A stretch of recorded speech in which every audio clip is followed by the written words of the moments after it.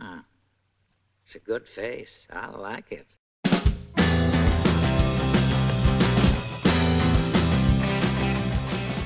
Hello everybody, welcome back to my channel.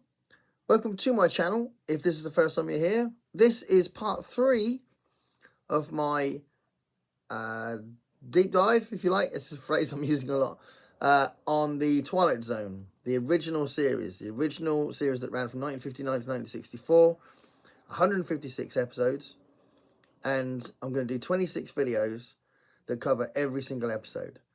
So I'm doing them 6 episodes at a time, and this is the third video in this series. So I'm now on episode 13. So it's an interesting video, this one. I don't think any of these are my favorites, but there's some stellar stuff in here. So if you are trying to watch them with me, or you just are watching them, then you don't want to skip these. But we'll start with the first one. 4 of Us Are Dying. Okay, so the 4 of Us Are Dying starts with this narration. His name is Arch Hammer. He's 36 years old. He's been a salesman, a dispatcher, a truck driver, a con man, a bookie, and a part-time bartender. This is a cheap man, a nickel and dime man, with a cheapness that goes past the suit and the shirt, a cheapness of mind, a cheapness of taste, a tawdry little shine on the seat of his conscience, and a dark-room squint at a world whose sunlight has never gotten through to him. But Mr. Hammer has a talent, discovered at a very early age. This much he does have. He can make his face change. He can twitch a muscle, move a jaw, concentrate on the cast of his eyes, and he can change his face. He can change it into anything he wants. Mr. Archie Hammer, jack of all trades, has just checked in at $3.80 a night with 2 bags, some newspaper clippings, a most odd talent, and a master plan to destroy some lives. 4 of Us Are Dying. It's a really interesting, one of my favourites from this little batch, actually. And it's a story that comes from Charles Beaumont. And what's really interesting is that Charles Beaumont sent a story which was called All of Us Are Dying, to a publisher. And the publisher just immediately sent it to Rod Serling. So it's an unpublished story. And the reason why it's unpublished is that he sent it straight to Rod Serling and said, "What do you think of this?" And then Rod Serling turned it into a Twilight Zone episode. So it's scripted by Rod Serling, as a lot of these are in this early period.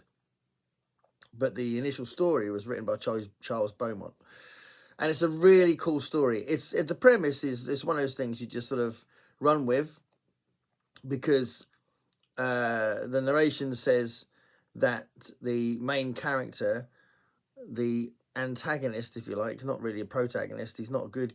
He's like an anti-hero. He can change his face.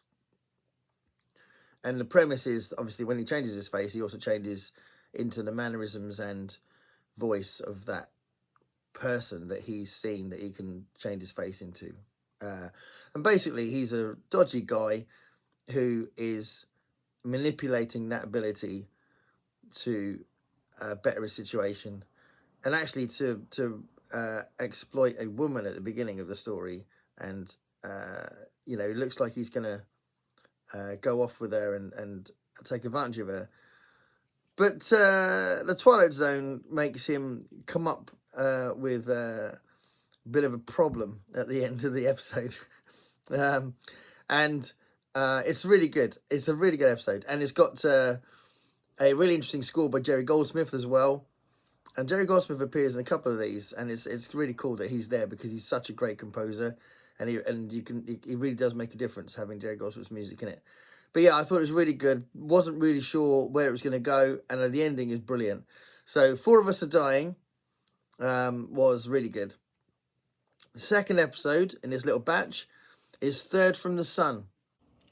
Okay, so Third from the Sun starts with this opening narration. 5:30 p.m. Quitting time at the plant. Time for supper now.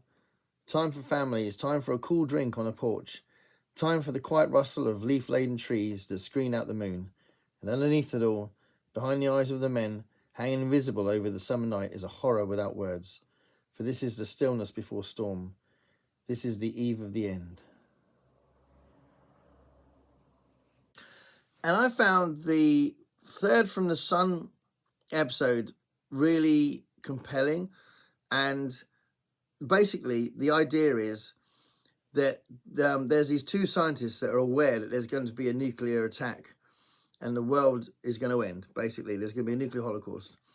And they're preparing their family to go away and escape from this nuclear holocaust. The twist is a twist that Rod Serling uses again in a very famous film. Don't want to spoil it, but it's a really interesting episode, and the intrigue of the drama in the plot is how they get to their spaceship to launch away from the potential nuclear holocaust that they're expecting to see on Earth, that they do witness. So, for example, one of the main characters has got a wife and a daughter. The wife knows about the situation, the daughter doesn't. And there's also a third scientist that is trying to kind of get in the way of their plans. So, you know, it's a real drama built around them trying to get out of what they feel like is a potential nuclear holocaust. And it's written by Richard Matheson, but it's, again, one that's scripted by Rod Serling. So the original story was Richard Matheson, but it's scripted by Rod Serling. But it's a really good episode, actually, and it's definitely one of the strongest ones in this batch, as well as the other two that I'll be mentioning being really strong as well. So yeah, Third from the Sun, another really good one. The third one in this little batch is I shot an arrow in the air. Okay, so I shot an arrow into the air starts with this opening narration. Her name is the Arrow One.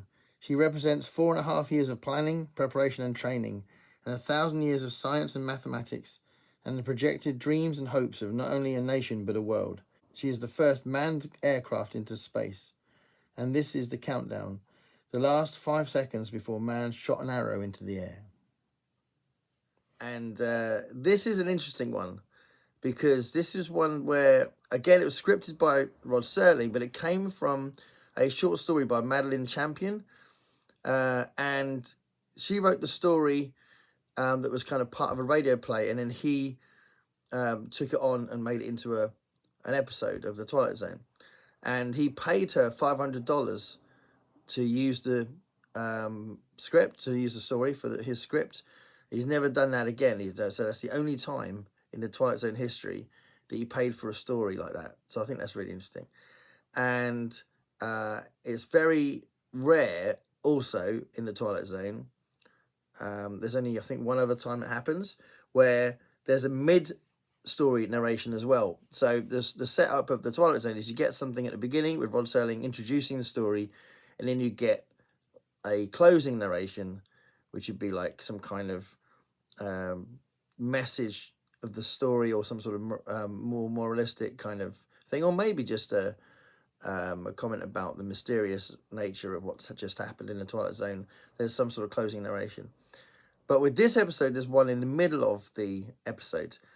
So basically what happens is you get, again, these 3 astronauts that have got lost, and they've landed on a planet, like a desert kind of planet, or desert landscape.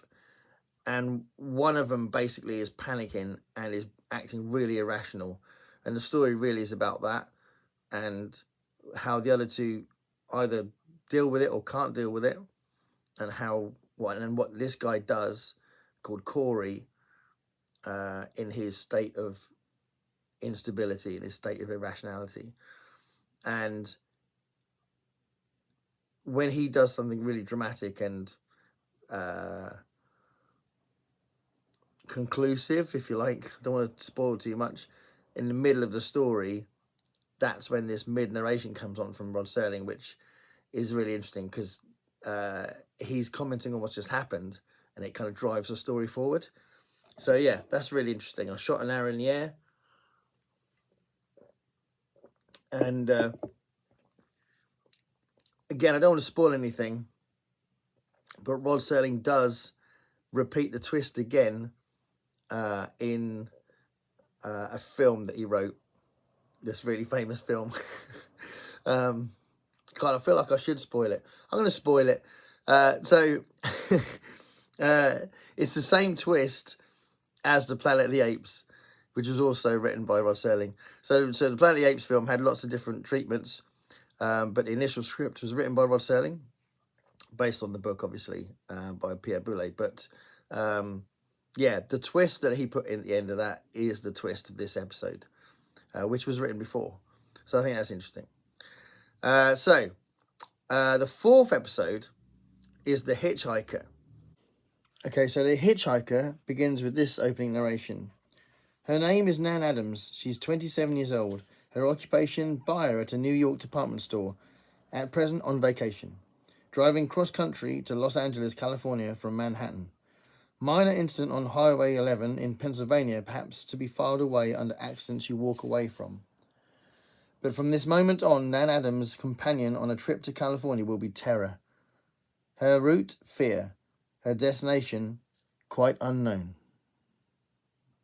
And The Hitchhiker is another one that's one of the best ones out of this little batch. I think The Four of Us Are Dying and The Hitchhiker are the two best ones out of this batch of 6. And it's based on a radio play again by Lucille Fletcher called The Hitchhiker. And that radio play was initially read out by Orson Welles. So I think that's awesome that there's this history where Orson Welles narrated it. And when that original radio play existed, it was a male character that was the main character. But in this one, it's a female character.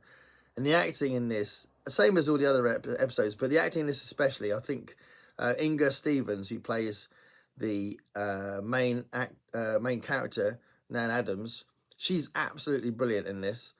And you do feel this impending doom with this journey she's on in this car. And her really realistic panic. She's desperately trying to get out of this situation she's in, and it's just done really well, and you really feel for her. And I think her performance really stands out. And Bernard Herrmann's music is in it. So Bernard Herrmann, you might know from Psycho and Day the Earth Is Still, a few other things. He worked with Hitchcock loads of times, and Bernard Herrmann does contribute quite a lot to the Twilight Zone. But the music that's in this is actually the music from the radio play. I think that's really interesting. Yeah, The Hitchhiker is a really good episode.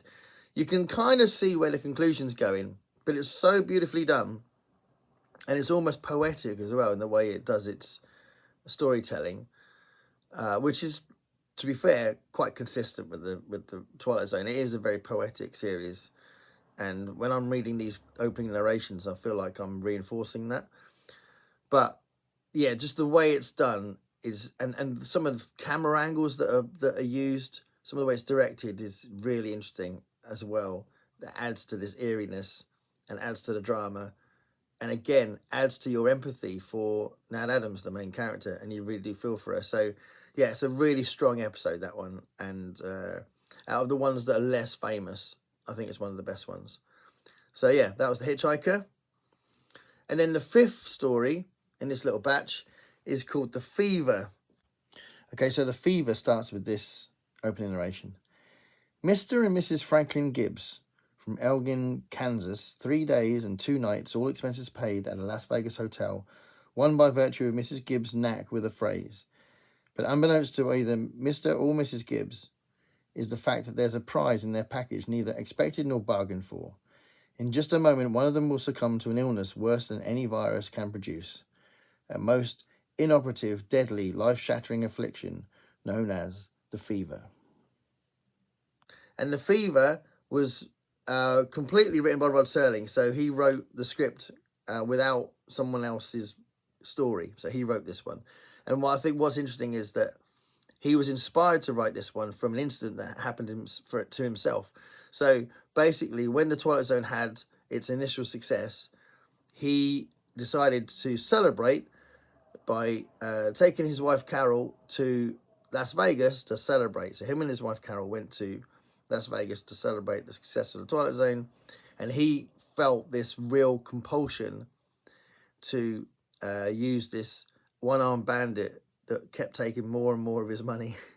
And apparently his wife was doing really well, but he was losing money from this one-armed bandit. And that's kind of what this story is about.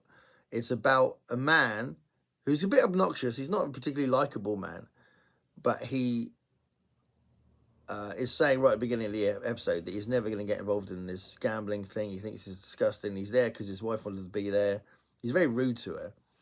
And then he succumbs to this fever of the title and basically starts getting obsessive about the one-armed bandit, this slot machine, and there's this sort of creepy voice, sort of metallic voice that keeps saying his name and trying to get him to put more money into the machine, and it basically drives him mad, and it's just really cool.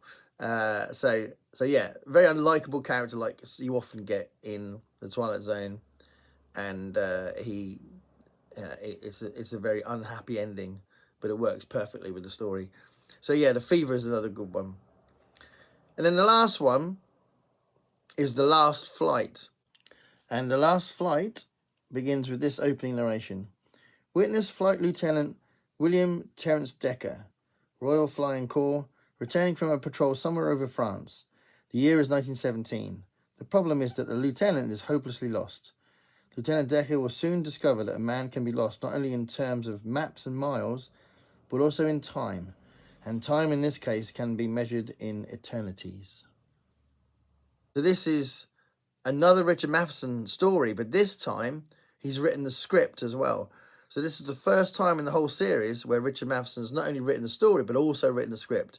So I think Rod Serling's now relaxed a little bit on who's writing the scripts, and he's just giving it to the authors of the stories. And Richard Matheson clearly is in safe hands.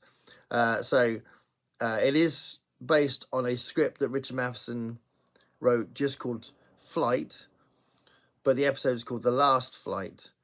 And there's a quote that I read from Richard Matheson where Richard Matheson said that for him, it was important to use the phrase the last flight because this was, in his words, this was the last flight that this character would make as a coward.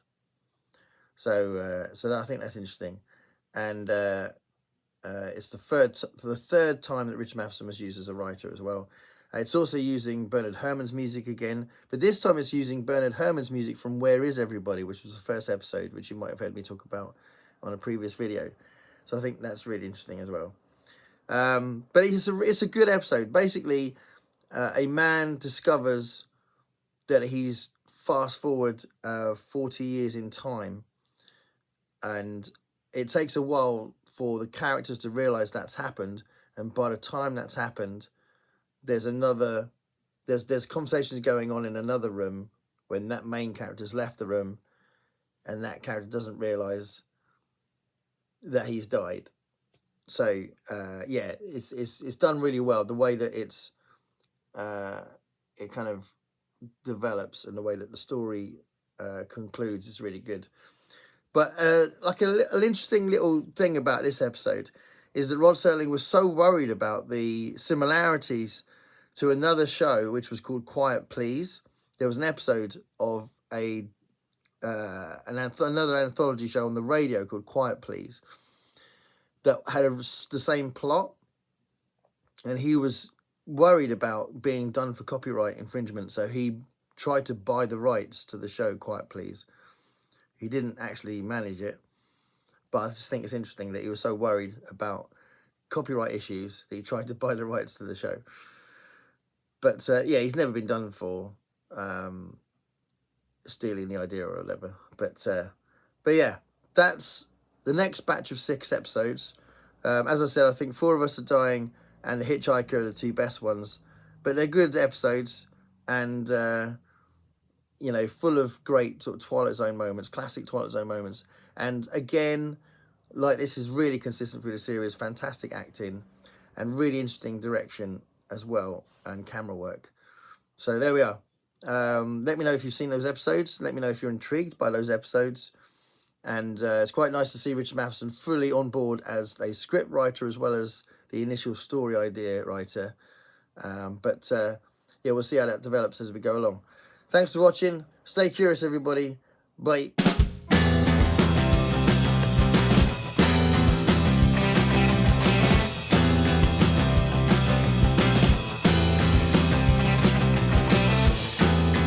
Paint me a picture of what it's like to be